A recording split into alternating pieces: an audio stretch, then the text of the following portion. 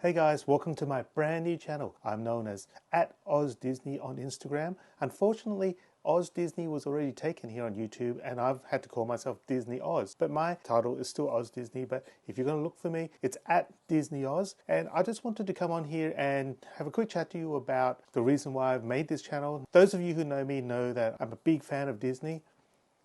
And I just want to introduce this guy. This guy, his name is Stitch, as if you didn't know. And he is my all-time favorite Disney character. And I just want to tell you that he's the first Disney plushie that I ever purchased when I was at Disneyland.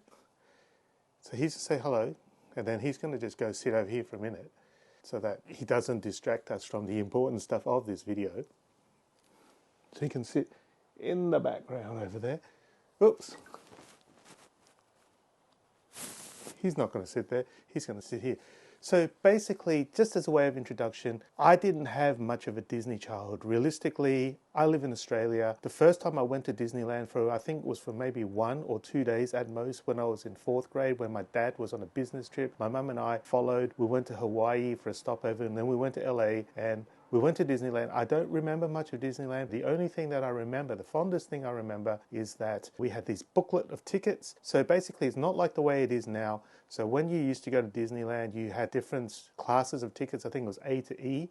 A being like the less kind of popular or the less intense rides, and E was the big ones like the roller coasters and stuff. And every time you had to go, you had to give them a ticket. And when you ran out of tickets, you had to buy more tickets before you can go on any more of the Disney rides. And I know it doesn't work like that now. And in terms of my childhood, that was pretty much it. There was not a lot of Disney stuff in Australia. I remember that we watched The Wonderful World of Disney every, I think, either Saturday or Sunday evening, where they used to have movies like The Parent Trap or like Herbie Goes Bananas and stuff like that. We watched a little bit of Mickey Mouse, but it wasn't a huge Disney thing. I do somehow recall at some point during my teenage years or maybe early adulthood, I think we may have had some Disney stores here in Sydney. I don't have great memory of them. I do remember that we used to have Warner Brothers stores, and I used to have a favourite one which was actually in the Crown Casino in Melbourne. And we used to go there and I used to buy a lot of Warner Brothers related stuff. I don't have a great memory, as I said, of whether there was a Disney store. There hasn't been a Disney store here in Australia for ages. And I think that my next kind of trip to Disney was maybe when I was around about 21. My parents and I went on a big trip to the US and we actually went to Orlando, Florida. We went to Walt Disney World. I remember a few things. I remember going to the Magic Kingdom where there was a big anniversary celebration and the castle was all decked out. I remember going to Epcot, and I think it was used to be called some sort of studios, maybe Disney Studios or something like that. They didn't have a lot of the lands that they have now. And we never went, I don't even know if they had it, we never went to the water parks like Typhoon Lagoon and Blizzard Beach. I don't even know if they existed. There certainly wasn't Avatar, there wasn't any of the Marvel stuff. And I remember having a great time then. And pretty much, again, that was it. So I was in Australia, didn't get a lot of exposure to Disney after that. And then fast forward, it wasn't until about 6 years ago when there were only 3 of us with my wife and our oldest daughter, where we started going regularly to the Disneyland in Los Angeles. We got to the point where we went even twice in the same year, and we went for like 21 days. We actually had an annual pass, saved lots of money, had lots of fun. We stayed at the Disneyland hotels. We stayed at the Grand California. We've stayed at the Disneyland Hotel. We've stayed at Paradise Pier. We probably went every year for about 3 years, and we met some great friends over in Disneyland. And then our youngest daughter came. The other thing was that COVID hit, and when COVID hit, everything had stopped. We'd been to Hong Kong Disneyland a couple of times, but let's face it,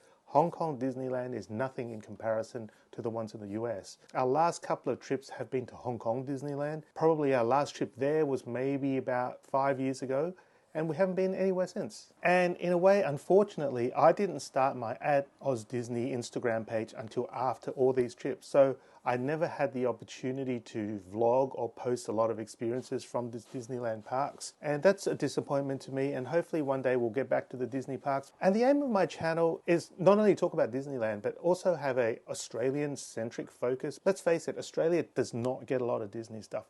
We are kind of second-class citizens in a lot of ways when it comes to Disney. Yes, recently there's been a lot more stuff, and Target seems to have picked up the ball a little bit and run with it.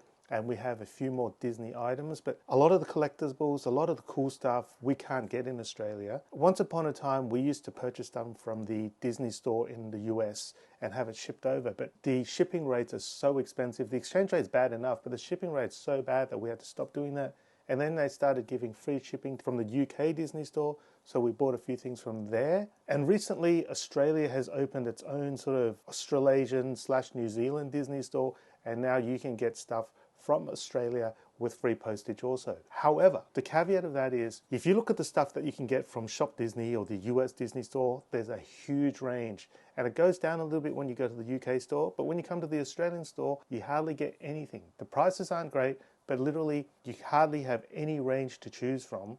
And certainly in Australia, you're not going to get any collectibles, you're not going to get anything unique. You're just going to get pretty much the bog standard, the vanilla Disney stuff. And I'm hoping that at some point that's going to change. It's starting to change a little bit, but there's still a long way to go. So this channel is going to be pretty much based on the same kind of themes as my OzDisney, and that's basically anytime a interesting thing that comes out from Disney that is in particularly applicable for us guys here in Australia, I'm going to make a video, I'm going to post it on this channel, and I'm going to talk about it, and I'm going to speak about some of the other cool things that may be happening in Australia. Right now, we have the Woolworths Disney 100 cards that you can collect from the supermarket, and they also have a Disney 100 pop-up store in selected Westfield malls. I'll go through them in future videos. But really, I just wanted to create an Australian community for Disney fans and people who love Disney stuff. So here it is, and here I am. If there's anything you want to talk about that's Disney related, if you want to leave comments, if you want to ask questions, if you have any tips or suggestions, if you're planning on going on a Disney holiday, or whether you've just found something cool